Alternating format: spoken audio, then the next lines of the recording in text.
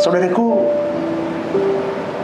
percaya nggak seharusnya kau dan saya di dalam 24 jam 7 hari kita hidup, kita punya perasaan yang gundah gulana dan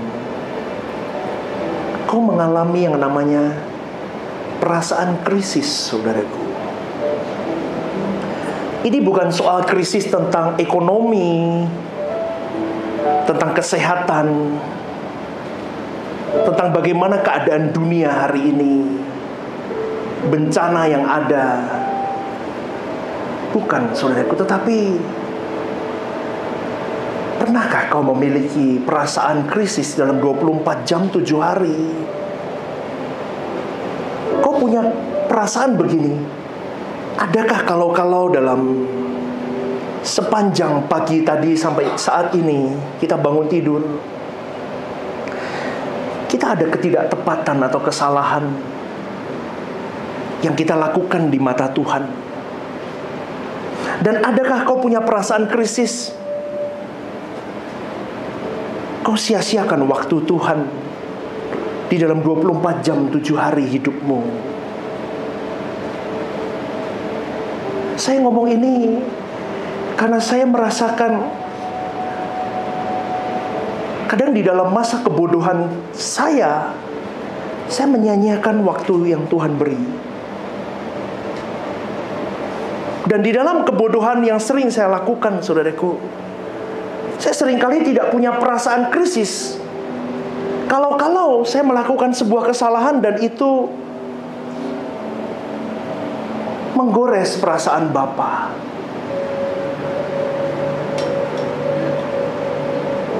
Maka jangan bangga kalau kalian masuk di dalam gereja suara kebenaran, ilmu doktrinal yang masuk di dalam dirimu. Kau mengerti tatanan kerajaan Allah, kau mengerti surga, kau mengerti Lucifer, kau mengerti corpus delicti, kau mengerti banyak hal. Kau mengerti bagaimana hidup dituntun dalam roh. Kau mengerti bagaimana keselamatan yang sejati. Kau mengerti bagaimana hidup di dalam penurutan akan kehendak Allah. Tetapi kalau di dalam semua ilmu pengetahuan itu, di dalam akalimu itu kau lihai, kau cerdas sekalipun, tetapi kalau tidak terkristal dalam pikiran, perasaan, dan kehendakmu yang melahirkan manusia baru, percuma, saudaraku. Tidak ada guna. Tetapi orang yang punya perasaan krisis di dalam 24 jam 7 hari hidupnya, dia bisa berkata begini, selidiki aku, Bapa. Seperti pemazmur berkata, selidiki aku, Tuhan.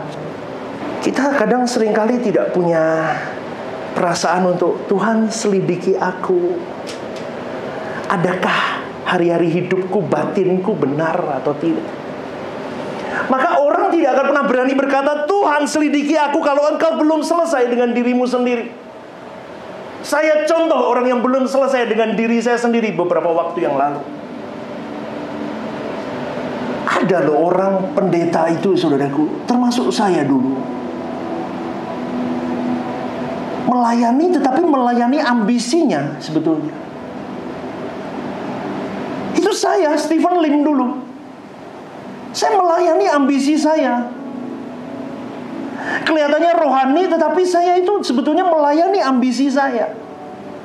Dan saya bertobat di hadapan Tuhan. Sejadi-jadinya saya minta ampun di hadapan Tuhan. Tahu gak, saudaraku? Seakan-akan saya sedang menemukan Tuhan, tetapi sejatinya tidak. Saya sedang memuaskan nafsu saya di mimbar gereja. Tadi ibadah pertama saya juga ngomong, kekristenan itu padang belantara yang sulit seharusnya. Karena kekristenan bukan agama, tetapi kekristenan adalah jalan hidup. Berarti orang-orang yang masuk di dalam kekristenan atau orang-orang beragama Kristen harus to be like Christ, harus hidup seperti Kristus, menghidupkan Kristus, hidup di dalam penyangkalan diri, hidup dalam pikul salib, agar mengiring dia. Dan mau tidak mau kau mematikan keinginanmu dan segala hawa nafsumu. Kalau tidak, Engkau bukan jalan hidup bagi orang-orang di luar sana yang ingin melihat Kristus dalam hidupmu. Kau jadi batu sandungan.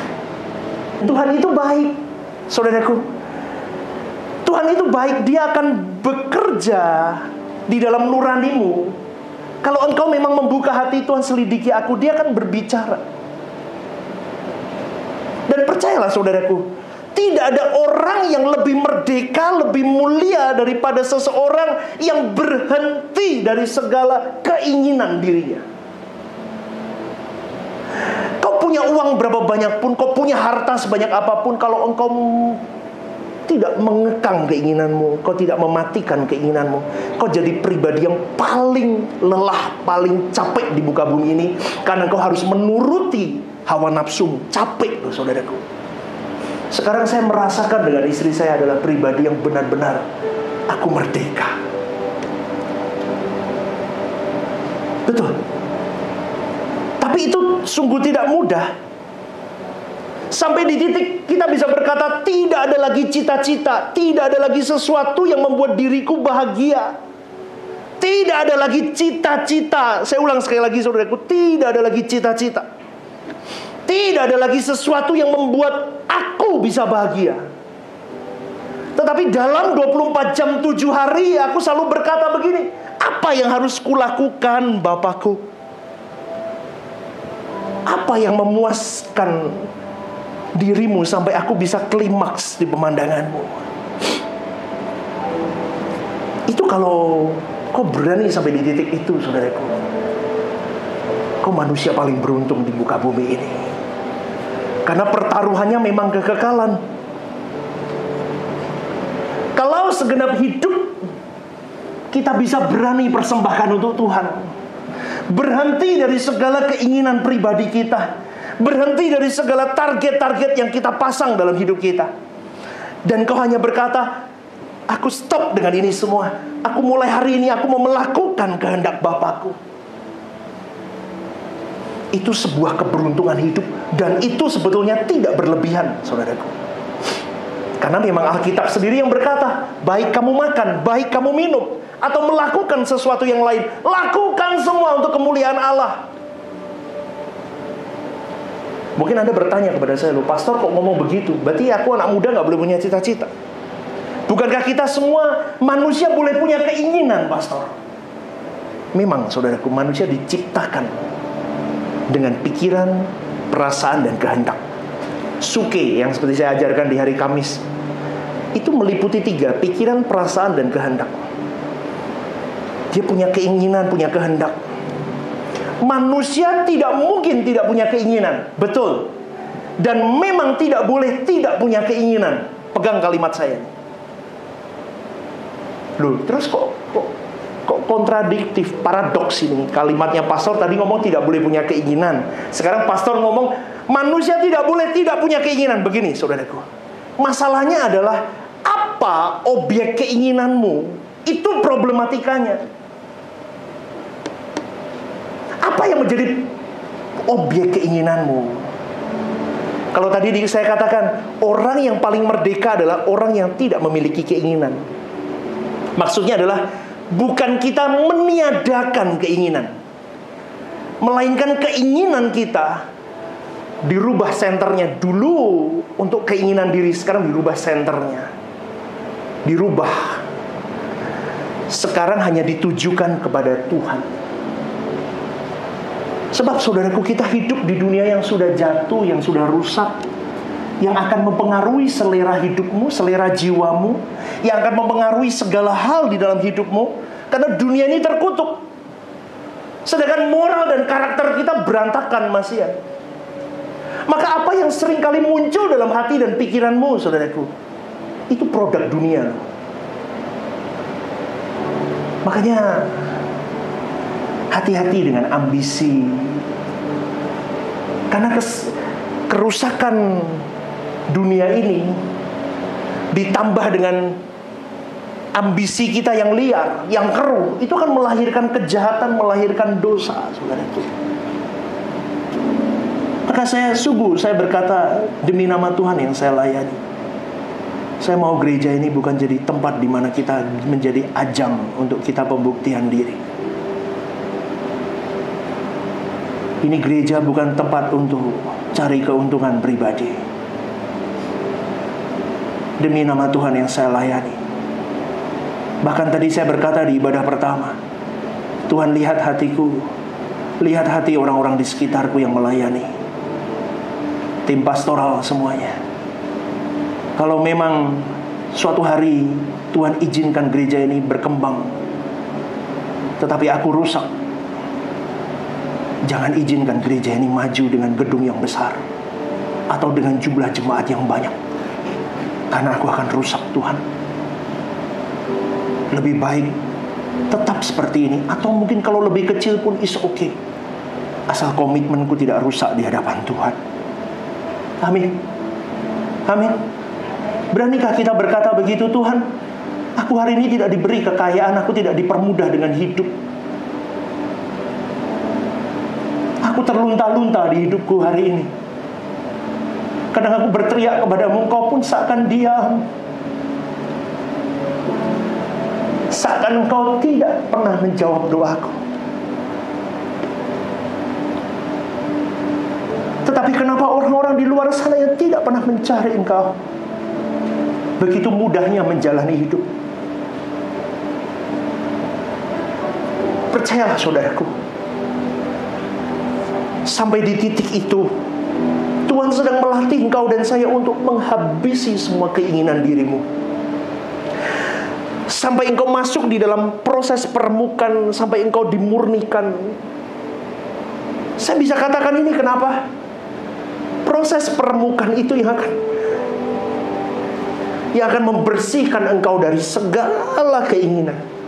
Bahkan itu semuanya akan mempertajam dirimu untuk kau bisa mengerti, ini kehendakku atau kehendak Allah, ini kehendakku atau ambisiku atau ambisi yang seharusnya aku berikan, aku curahkan untuk Tuhan. Kalau engkau tidak melewati itu, engkau tidak akan pernah bisa mengerti bahwa Allah Immanuel itu Allah yang hidup. Segala keinginan sampai engkau bisa berkata, ini normal saudaraku, ini masih di tahap normal. Tetapi untuk orang-orang Kristen hari ini itu sesuatu yang luar biasa, yang sulit. Tidak. Karena begini saudaraku, kita akan selalu punya keinginan sampai selama-lamanya sebetulnya. Di surga nanti keinginan atau kehendak pribadi itu masih ada.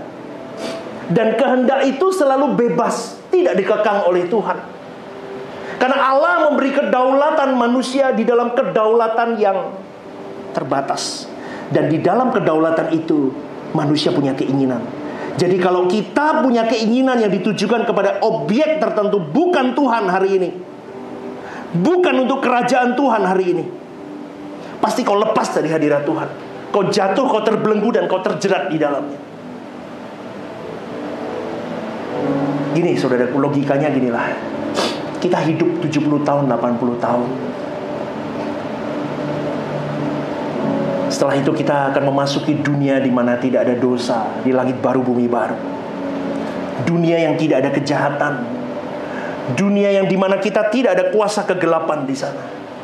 Jadi secara otomatis keinginan-keinginan seseorang pasti baik, betul. Tetapi untuk memiliki keinginan yang selalu baik, saudaraku, yang selalu sesuai dengan kehendak Bapa, itu bukan dimulai nanti di langit baru, bumi baru, tetapi semenjak kita masih hidup di muka bumi ini. Kita mulai mengurung segala keinginan kita kekang semuanya, kita alokasikan untuk kepentingan Tuhan. Yang sampai nanti akhirnya kita terlatih untuk hal itu.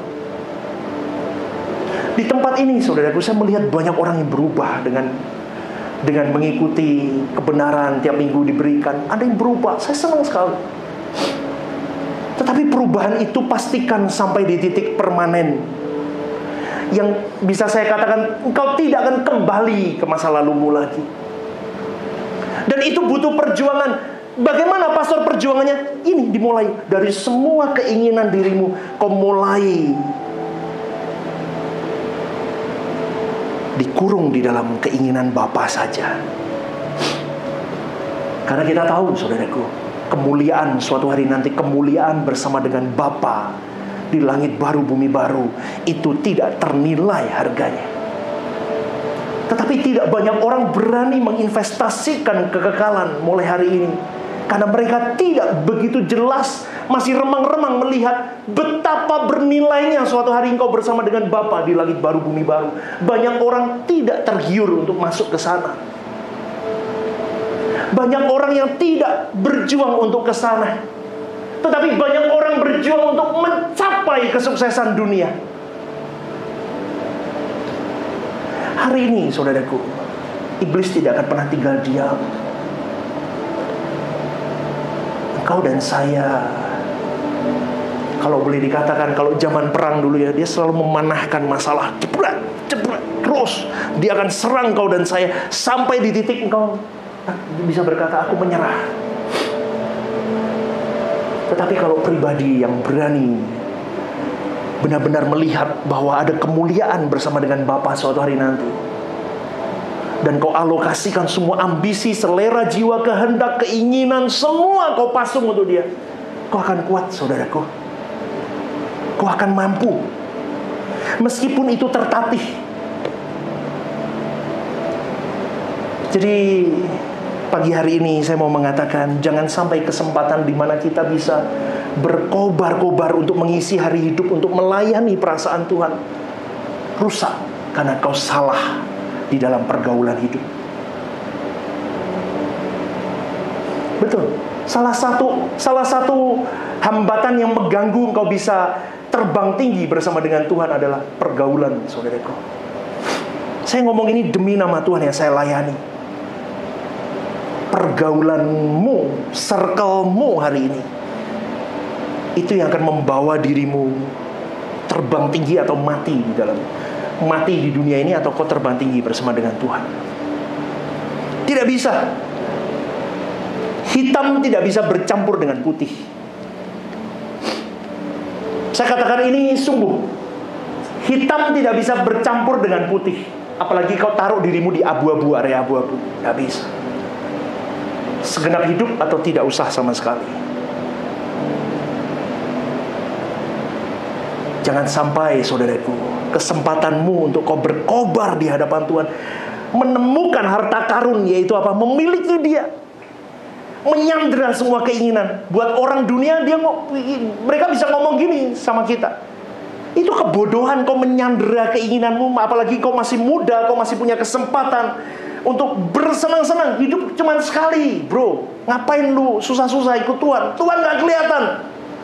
Tetapi betapa beruntungnya kalau kau bisa menyandera itu semua, kau berikan ke Tuhan, kau fokus, kau kejar dia, kau mau menemukan dia, dan suatu hari nanti kau akan mengalami berkat yang sangat luar biasa, yaitu bersama dengan Bapa. Sampai di satu titik, saya pernah mengilustrasikan di kamar doa saya ngomong begini, Tuhan, kalau aku suatu hari bisa mencium kakimu, itu sebuah keberuntungan. Maka hari ini apapun keadaanmu, saudaraku, jangan pernah menyerah. Jangan pernah putus asa mengiring Tuhan. Tapi semakin terpuruk dirimu, semakin kau kobarkan apimu. Ini nonsens, tapi bisa. Saya lakukan itu dengan istri saya. Tadi lagunya, walau ku tersudut sendiri tanpa nama, di bawah genangan lumpur tanpa arti, Tuhan aku percaya, walaupun kering segalanya, Tuhan aku percaya, Yesus engkau tetap setia. Lagi yuk. Walau ku tersudut sendiri tanpa nama, di bawah genangan lumpur tanpa arti, Tuhan aku percaya, kering segalanya. Katakan katakan, Tuhan aku percaya, Yesus Engkau tetap setia. Orang yang mengiring Tuhan dengan benar, mengekang segala keinginan, mematikan segala keinginannya, hanya dihidupkan untuk keinginan untuk menyenangkan perasaan Tuhan, itu adalah orang yang paling menderita di muka bumi ini kalau dunia melihat. Tetapi mereka adalah orang-orang yang paling hidup, paling beruntung, paling memiliki harta kehidupan sejati di kekekalan nanti. Pastikan itu engkau dan saya, saudaraku. Jadi jangan pernah meratapi hari hidupmu. Dulu saya seorang yang tidak pernah bisa diam untuk bermanuver. Istri saya tahu. Dari saya kuliah, saya sudah gila kerja, saudaraku. Saya workaholic. Saya bisa tidur jam 2, jam 3. Yang penting saya masuk target, masuk target, masuk target, masuk target. Tapi dunia. Dulu kalau saya ketemu orang yang seusia dengan saya suka ngepal orang. Ngepal itu apa ya? Bukan, nandingin. Saya umur 23, saya sudah punya rumah. Lu punya apa? Saya umur 28, saya sudah punya rumah 2. Lu punya apa? Saya umur 30, saya sudah punya mobil. Saya sudah punya mobil mewah. Lu punya apa? Saya menikah pakai uang saya sendiri. Saya bisa honeymoon ke beberapa negara, saya bisa keliling, saya bisa ngobatin papa mamaku pakai uang saya sendiri. Saya punya gitu, saya kejar. Tapi setelah hari ini saya melihat lelah, saudaraku. Capek sekali, tahu nggak? Capek sekali. Itu kalau boleh saya katakan, kayak orang kalau sudah capek kerja, aku 5 menit lagi ya tak tidur lagi sebentar. Ngerti ya? Capek, jiwa kita capek, saudaraku. Roh kita kering, jiwa kita capek, kita buas, kita memburu dunia. Kita jadi orang yang brutal, yang kita kejar. Kita gedekan monster, kita sombong. Hati-hati. Dan itu seringkali terjadi di anak-anak muda yang dulunya hidupnya susah.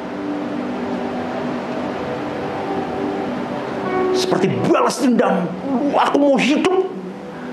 Apalagi dulu kalau lihat orang tuanya dihina, dia apa ya? Itu sering kali begitu, saudaraku. Itu anak-anak merekam gitu ya, dia lihat. Dulu saya begitu, saya lihat, saya rekam. Aku gak mau miskin. Aku gak mau kayak papa mama aku menderita begitu. Aku mau gak jelek, saudaraku. Mau apa namanya? Ngangkat orang tua itu baik. Tetapi hari ini cara ngangkatmu beda. Cara ngangkatmu, kau masuk dalam Tuhan. Proses aku Tuhan. Kalaupun Tuhan tidak izinkan kau punya banyak harta, asal kau punya karakter bangsawan surgawi, kau klimaks di pemandangan Bapa, kau akan dicintai Tuhan. Kau akan ditandai Tuhan. Dan ingat, kalau kau ditandai Tuhan, kau dicintai Tuhan, orang-orang di sekitarmu, orang-orang yang kau cintai akan ditandai Tuhan. Amin. Amin. Jangan takut dengan hidup ini. Hidup ini hanya Tuhan saja. Kadang orang tidak bisa menerima ini. Loh, pastor, berarti aku gak boleh pasang target hidup. Boleh, asal kau tidak boleh berkata kau memasang target hidup tanpa bersama dengan Tuhan. Dengar baik-baik. Pergaulanmu menentukan kekekalanmu. Pernikahanmu menentukan kekekalanmu. Pasangan hidupmu, teman-teman baikmu, lingkungan sekitarmu menentukan bagaimana orang itu berurusan dengan Allah. Kalau orang yang tidak berurusan dengan Allah, dia tidak peduli dengan siapa dia bergaul. Yang penting dia punya kebersamaan. Yang penting dia senang. Yang penting dia saling menguntungkan. Simbiosis mutualisme. Yang penting aku untung. Tidak bisa, saudaraku. Kita harus sungguh-sungguh mempertimbangkan apakah kita bergaul dengan orang yang dekat dengan Allah, dan Allah menyukai kita bergaul dengan dia atau tidak. Sampai pergaulan aja begitu. saya selalu ngomong begini, saudaraku. Harta karun di depan matamu, tetapi engkau teralih karena kau punya teman-teman, kau punya lingkungan yang membuat dirimu teralih dengan itu. Bahkan Mazmur 73, 24-26 berkata, siapa gerangan yang ada padaku di surga selain engkau, Allahku? Selain engkau tidak ada yang kuingini di bumi. Ini firman Tuhan. Jadi kalau engkau fokus kepada kekekalan, saudaraku, dalam hal ini surga, langit baru, bumi baru, seharusnya kau tidak ada lagi yang kau ingini. Lah pastor, kalau aku meninggalkan komunitasku yang memang tidak baik, tinggalkan. Kalau aku gak punya teman, it's okay, kau punya Tuhan. Daripada kau punya teman banyak di dunia ini, tetapi Tuhan meninggalkan kau. Amin. Amin. Ini saya katakan demi nama Tuhan yang saya layani, saudaraku. Kau harus berani berkata tidak kepada dunia. Kalau itu membawa dirimu semakin jauh, tinggalkan. Karena harta karun yang sesungguhnya harus kau miliki. Dimulai dari hari ini, kau berjuang masuk di dalam pathway untuk mencari harta karun itu dan menemukan dia. Syaratnya satu untuk itu semua. Jangan ingini apapun selain Tuhan dan kerajaannya. Saya ulang sekali lagi.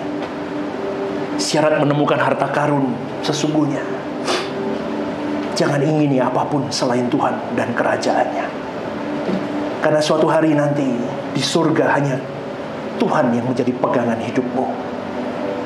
Maka kalau kau berani melakukan ini semua, saudaraku, kau ditinggalkan temanmu, kau ditinggalkan saudaramu, kau ditinggalkan semuanya. Berkatalah, pribadi yang mau ke gunung Tuhan pasti sendiri. Jangan takut dengan loneliness, saudaraku. Dulu saya takut dengan loneliness, saya takut sendirian. 2022 saya dihajar, lonely saya sendiri. Remuk, tidak hanya remuk, kejatuhan tangga, kejatuhan tembok, semua saya remuk, saya berjalan merangkak. Tapi saya bersyukur disitulah saya menemukan Tuhan. Dan hari ini kalau Anda bertanya kepada saya, pastor, apakah engkau tidak takut dengan kesendirianmu? No. Memang seorang pejuangnya Tuhan didesain untuk alone bersama dengan Dia. Amin, saudaraku. Jadilah petarung-petarung Tuhan hari ini. Bangkitkan imanmu dan temukan harta yang sesungguhnya, harta karun itu bersama dengan Tuhan. Matikan segala keinginanmu, fokuskan keinginanmu hanya untuk kepentingan Tuhan. Amin. Diberkati Tuhan. Berikan tepuk tangan. Mari kita bangkit berdiri.